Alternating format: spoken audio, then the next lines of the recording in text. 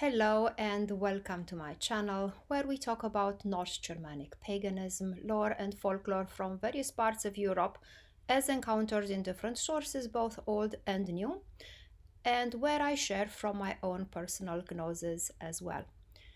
In today's episode, I will talk about Bindrunes.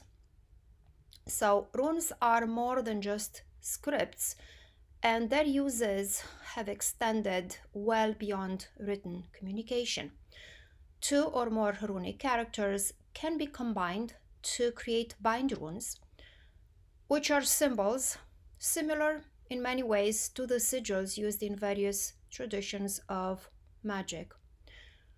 Bindrunes are created with the intent of attracting abundance, good luck, or as protective amulets. Engraved on bits of wood or ceramic, Bindrunes can be made into jewelry and worn as amulets. Bindrunes can be drawn on pieces of paper small enough to be carried into the wallet. They can be created as pieces of art where the runes used to create the Bindrune can be drawn in various colors and various media such as pencil, crayon, acrylic, oil, watercolor. As such, Bindrunes, which have been made into art, combine aesthetic and utilitarian purposes. They can be integrated into smaller pieces of art to be displayed on your desk, carried along, or they can be made into larger pieces of art to be displayed around the home or office to propitiate abundance, peace, joy, and create psychic protection in the same time without standing out in undesirable ways. For example, today we're going to create actually a Bindrune for protection of space, personal space, home space, or office space.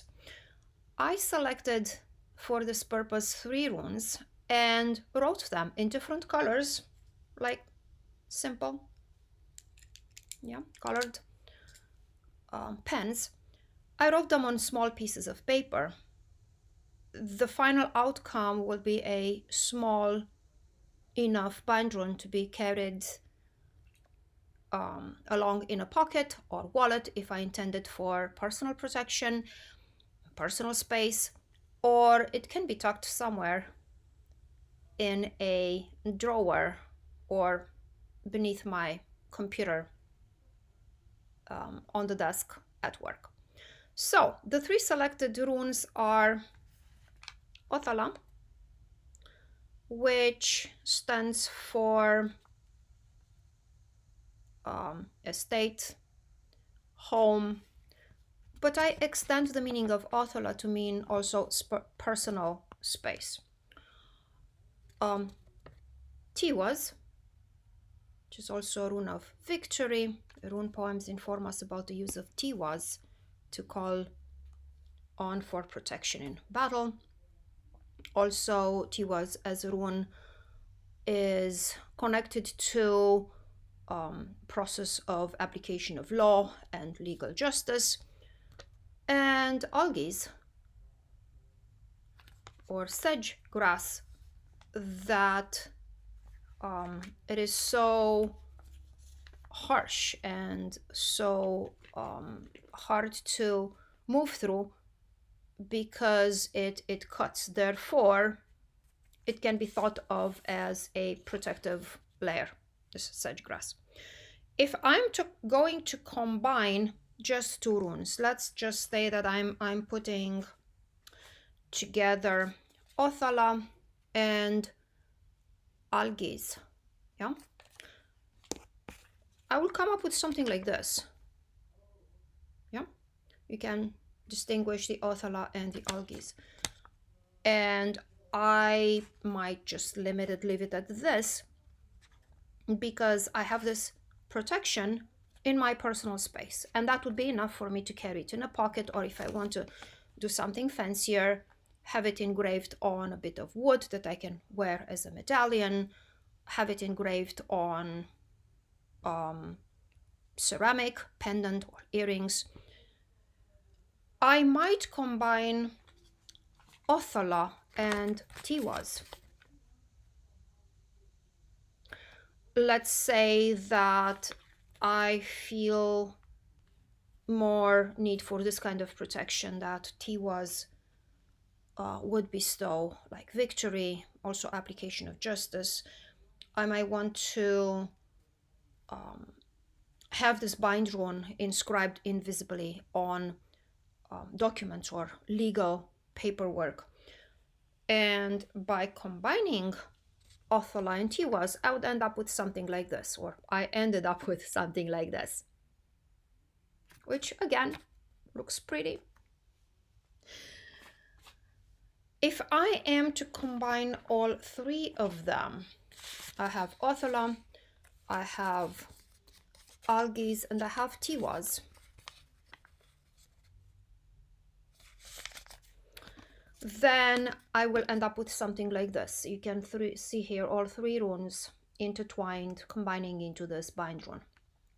Now, the simple fact of just scribbling things on paper is not going to magically transform that piece of paper into a powerful amulet, although I tend to believe there are intrinsic properties associated to the runic characters. However, when creating such an little amulet or protective charm, one should focus and mentally intone the name of the runes to be engraved. As the process of engraving or drawing happens, the properties, what exactly am I bringing in when I'm drawing, coloring this Othala rune? I'm going to envision the space, whether personal or the room that I'm in or the house or the office space that I intend to protect. I'm going to think of the energy of the energy of the rune permeating the whole environment, and in the same time the rune that I'm drawing embodying that space that I want to create protection for. And this applies to every runic symbol, runic character that I will bring in to weave into my Bindrune, which means that before jumping into creating Bindrunes, one need to be really cognizant of what each of the runic characters mean, what are their properties, how they feel energetically, how one resonates with them, like personally, and taking things from there. So this is all for today. I'm looking forward to see you for the next episode, where I will talk about interpreting a rather challenging rune, which is Hagalaz, hail.